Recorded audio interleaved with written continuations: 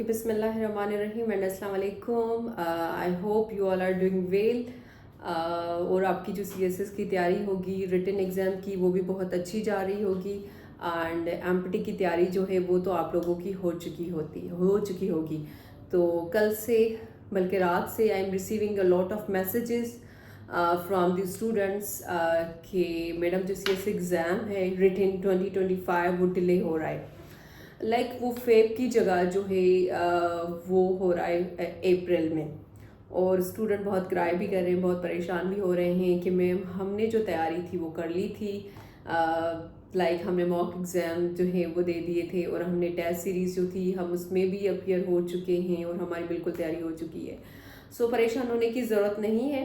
पहली बात कि तैयारी कभी भी मुकम्मल नहीं होती, और अगर एग्ज़ाम डिले हो रहा है तो इट्स अ गुड कि आप लोगों को ज़्यादा और टाइम मिल रहा है, एक एक्स्ट्रा जो है 1 मंथ मिल रहा है to speed up your preparation.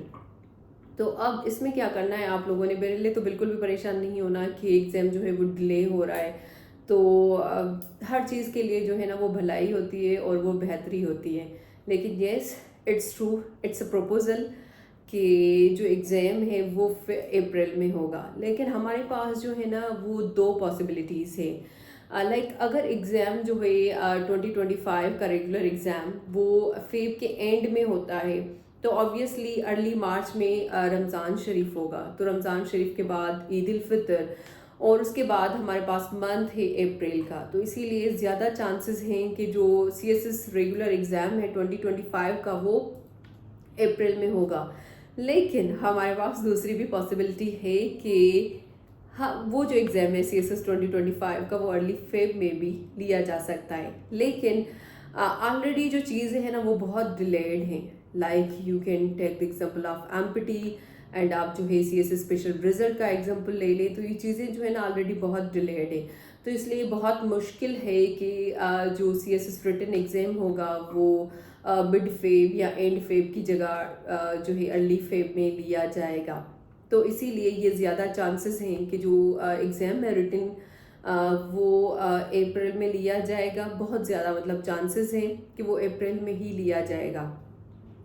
तो अब उसके लिए क्या करना है कि आप लोगों ने परेशान नहीं होना है। और जिनके मुझे मैसेजेस आ रहे हैं कि मैम हमारी तैयारी हो चुकी थी, हमने मॉक पेपर्स दे दिए थे। देखिए ना, कभी भी किसी की तैयारी मुकम्मल नहीं होती, किसी की भी तैयारी कंप्लीट नहीं होती, हमेशा कुछ ना कुछ चीज़ें जो है वो रह जाती हैं। तो अब अगर आप लोगों को ज़्यादा टाइम मिल रहा है तो आपने उन जो है टाइम में क्या करना है, पहले तो आप ना इधर उधर की बातों पे जो है वो टेंशन ना दें, बल्कि आप अपनी तैयारी पे फोकस करें। उसमें जो चीज़ें कुछ रहती हैं पहले तो वो कवर करने की कोशिश करें। और अगर आप समझते हैं कि आपकी तैयारी हो चुकी है और आपने मॉक एग्ज़ाम भी दे दिए हैं, टेस्ट सीरीज़ भी दे दिए हैं, तो अब क्या करना है आप लोगों ने कि ऑब्वियसली वो टेस्ट सीरीज़ जो हैं या जो मॉक एग्ज़ाम है जो आप लोगों ने लिया है, तो उसके ऊपर आप लोगों को सजेशंस तो मिली हुई होगी, कुछ रिकमेंडेशंस तो मिली हुई होंगी। तो आपने क्या करना है, उन सजेशंस के ऊपर, उन रिकमेंडेशंस के ऊपर जो है आपने काम करना है और अपनी तैयारी को और जो है वो पॉलिश करना है।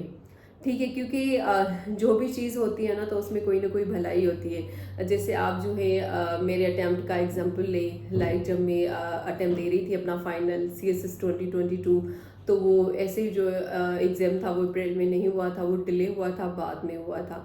तो ऑब्वियसली हर चीज़ के लिए जो है ना वो भलाई होती है, हर चीज़ में कोई ना कोई एक मसलियत होती है। तो इसलिए आप लोगों ने पॉजिटिव रहना है और अपनी तैयारी को वैसे ही कंटिन्यू करना है जैसे आप तैयारी जो है वो कर रहे थे।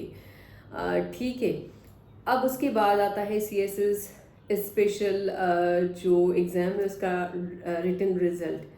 तो स्टूडेंट्स ये भी समझ रहे हैं कि शायद वो एग्ज़ाम का जो रिज़ल्ट होगा वो डिक्लेयर नहीं होगा और इतना बहुत जो है वो डिलेड हो चुका है। देखिए, जो सीएसएस स्पेशल का एग्ज़ाम था ना वो एक कंप्लीट पैटर्न के साथ लिया गया था।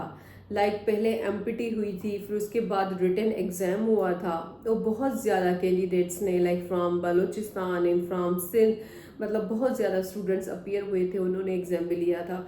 तो ये कैसे पॉसिबल हो सकता है कि उसका रिज़ल्ट जो है वो डिक्लेयर ना हो या रिज़ल्ट ना दें? तो रिज़ल्ट बिल्कुल आएगा। येस, इट्स ट्रू कि वो थोड़ा सा डिलेड है, लेकिन at the end of November और दिसंबर की स्टार्ट वाले वीक में इंशाल्लाह सीएसएस स्पेशल का रिज़ल्ट जो है वो डिक्लेयर हो जाएगा।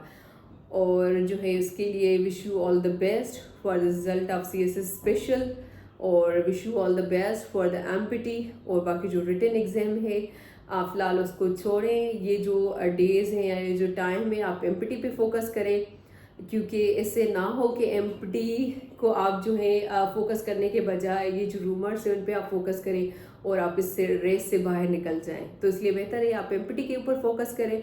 और अगर एग्ज़ाम डिले भी हो रहा है तो ये टेक इट पॉजिटिव कि आपकी जो तैयारी है ना और मज़ीद बेहतर हो सकती है, आप चीज़ों को और रिवाइज कर सकते हैं और आप चीज़ों को और जो है ना